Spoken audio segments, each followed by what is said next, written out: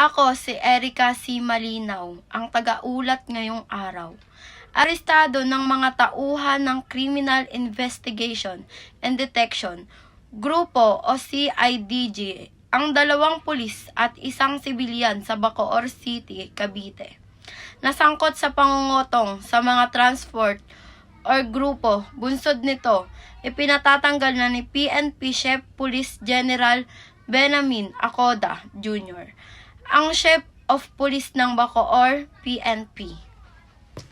Kakasuhan ng paglabag sa Comprehensive Firearms Law and Ammunition.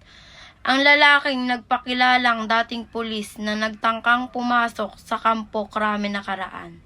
Ayon kay PNP Firearms and Explosive Office Chief Police Brigadier General Kenneth Lucas, umiiral ang gun ban ngayon at wala din itong maipakikitang permit o transport mula sa Komisyon Election. Kasong paglabag sa Comprehensive Firearms and Ammunition Law ang isasampa laban dito. Babaeng bibili ng ulam na bangga ng motorsiklo sa Butuan City.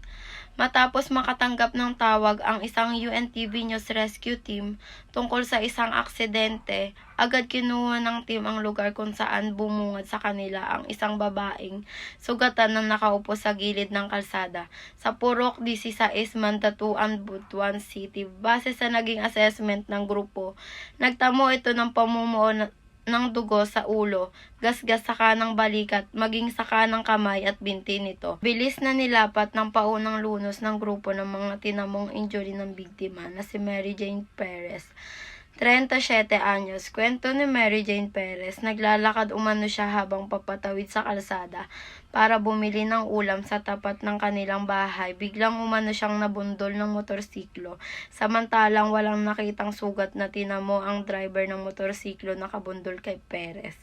Matapos mabigyan ng first aid, dinala ito sa Butuan Medical Center para sa ilang pangkargadang atensyon ng medical. Erica Malinaw, UNTV News and Rescue, ang aming sandigang serbisyong publiko, ang aming pinahahalagahan.